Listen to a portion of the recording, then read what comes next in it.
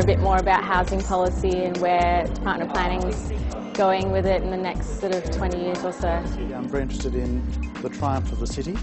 I'm an urban designer and I'm convinced that the cities are the answer for saving the planet. I see tonight as an opportunity for some exciting and innovative ideas, for perhaps new ways of thinking about how our city might move forward. Well, I think it's a great opportunity to hear a whole lot of ideas that people might have for the future of Sydney. Tonight, I'm here to learn from the experts. We've got some great international experts on city development. Sydney's got a big future ahead and I'm here to learn from them. Well, hello there, ladies and gentlemen, and welcome to the Urban Renewal Public Seminar. My name's James O'Loughlin. Who am I? I've done a lot of work with the ABC, hosted a TV show called The New Inventors for a number of years. And I mention that because a lot of people, because I've been on television, know they've seen my face, but because television's not very important, they don't know where they've seen my face. Which is why someone came up to me when I was outside in the foyer. They just walked up very purposefully and friendlily and said, "Hello." And I went, "Hello." And they went, "Oh." Did we go to school together or something? In fact, I was in a cafe with my daughter yesterday and the guy came up and said, "Oh, do you mind signing the wall? Like, it's really great if people like you can sign the wall." So he had his special signing the wall pen. I went over and signed my name on the bit of wall and he just stared at my signature. Then he goes, "Mate, who are you?" Now, before we begin, can I acknowledge the Gadigal people, the traditional custodians of this land, and pay respect to their elders past and present of the Eora Nation, and extend that respect to other Aboriginal people present. Welcome to all of you. Thank you for coming. To those people who have come from all over the place, to those of you from the eastern suburbs, thanks for venturing so far west. We know it's a big trip for you. To those from the North Shore, we particularly appreciate you coming, as we know it's late. It's nearly bedtime in Pymble, so thank you. For those of you who've come from the inner west, keep it real, good. And to those of you from Camberwell, you've made a terrible mistake. That's part of Melbourne, and this is really all going to be about Sydney, so whoops. And before we leave the subject of Melbourne, while we're talking about great Australian cities, can I just say that I think both Melbourne and Sydney are world-class, fantastic cities. The only real difference that I can pinpoint is that if you're from Melbourne, you'd be intensely aware of the Melbourne-Sydney rivalry. All the time you think Melbourne-Sydney, oh, we're better, of course we're better, football's better, Melbourne-Sydney. Whereas if you're from Sydney, you sort of have some sort of vague idea where Melbourne is, maybe. Sydney is one of the world's great global cities, 4.2 million people, a stunning natural environment, a vibrant culture and lifestyle, an economy that creates by value nearly a quarter of all goods and services produced in Australia, take that mining sector, and some of the most affordable house prices in the world. All right, but 3 out of 4 ain't bad, right?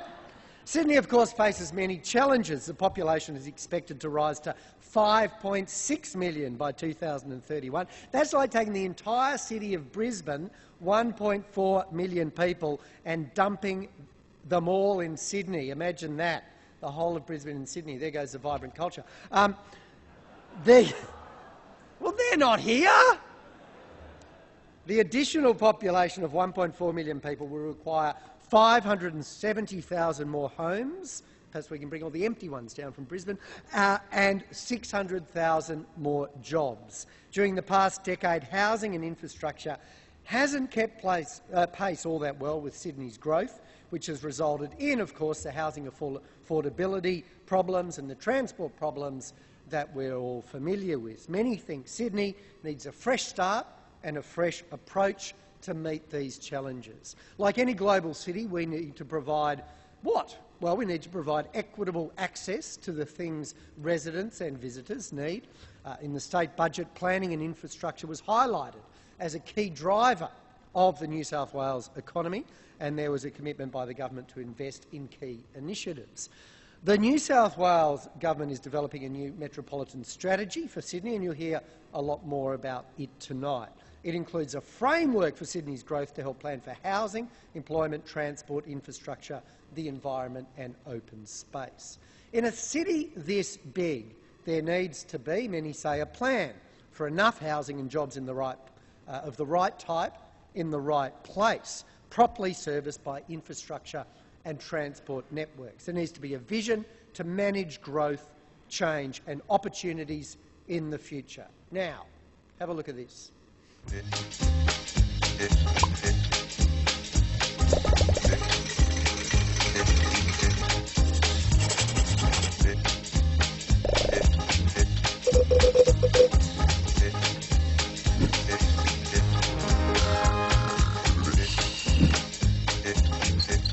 I've lived in a lot of countries around the world and Sydney's my favourite, I have to say. I love that it's a vibrant city. The atmosphere, the environment, so much good food. And I love walking everywhere. There's loads of different things to do. Take the ferry to Manly. I really wouldn't swap it for anywhere else.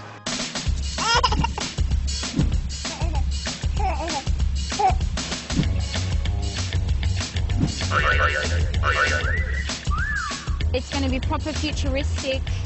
We'll be going... I think they're still trying to hold on to some jobs that will probably be non-existent in the future. I feel sorry for the kids, where they're going to live. It's time we start building up.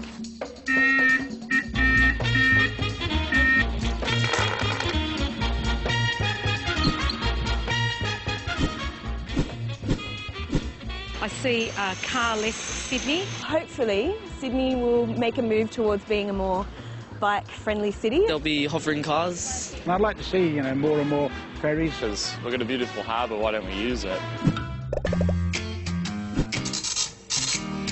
I do worry a little about the ageing population because it is going to be a struggle for a lot of people. The big question mark is how the younger people cope with the older people.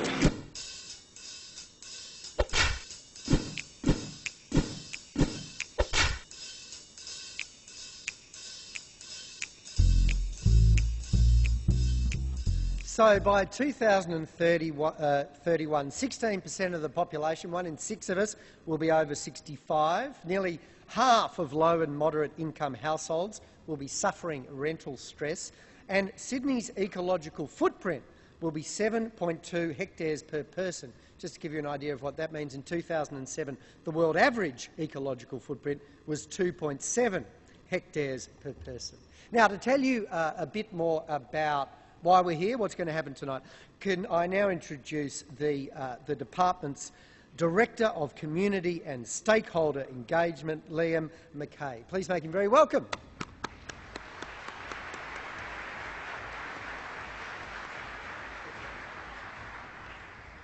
Thanks, James. Ladies and gentlemen, I'd like to start by, in fact, thanking you for taking the time to care about coming together to talk about the future of our city, our collective future in this urban form, and how we move through it and live in it.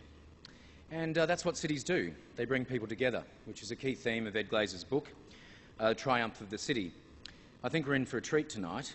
Ed is a passionate advocate of urban living who celebrates the history of what many of us have decided to do by living in large number a little closer to each other. Tonight is a genuine attempt by the Department of Planning and Infrastructure to start a new dialogue about the planning of our cities in New South Wales, and it's our pleasure that you've decided to join that conversation. We thought it might be novel to have a conversation about this vital topic without the overshadowing of yesteryear's conflicts, but with mature, thoughtful and rational discussion. Our cities are far too important for that not to occur, and surely we all aspire to a far better future than that which some believe is dictated by our past. The New South Wales Government, and in particular our Minister, has challenged us to restart thinking of how we go about this task and has backed that with a budget focused on delivering housing and better planning. Housing in new release areas and for urban renewal areas. We've also been challenged to deliver new thinking about jobs, their location and type, and the coordination of infrastructure delivery. Soon we'll embark on the next phase toward a brave new planning system for the first time since 1979. And your continuing engagement with us on that journey will not only be welcome, but essential to its delivery and success. Our planning system has to reflect our collective values and vision of that collective future. I thank our panellists tonight, for whom I have great respect and affection and I think are leading lights in their field, and I know they will assist in engaging you in what I believe will be a thoroughly urbane urban conversation. Thank you. Thanks, Liam. Look, Ed Glazer is going to be fantastic. I'll introduce him in a minute. It'd be great if you could turn the lights off, because then he wouldn't be able to see that in the very front row, because they're terribly jet lagged too. His children have just fallen asleep. But, you know, I just think it'd be off-putting. You know, if you come all the way to Australia to give a wonderful talk and you look down and your own kids were asleep. Wake up, kids. Dad needs you. Give him some Coca-Cola. I'll tell you about Ed in a moment, but let me tell you what's going on. So Ed will speak for about 40 minutes. It'll be great. It'll feel like about 5 minutes. Then we'll have a number of other people who come and sit in these couches and talk about some of the issues around urban planning and urban renewal. But then, for the last about 30 minutes, your opportunity to ask them, including Ed, any question you like.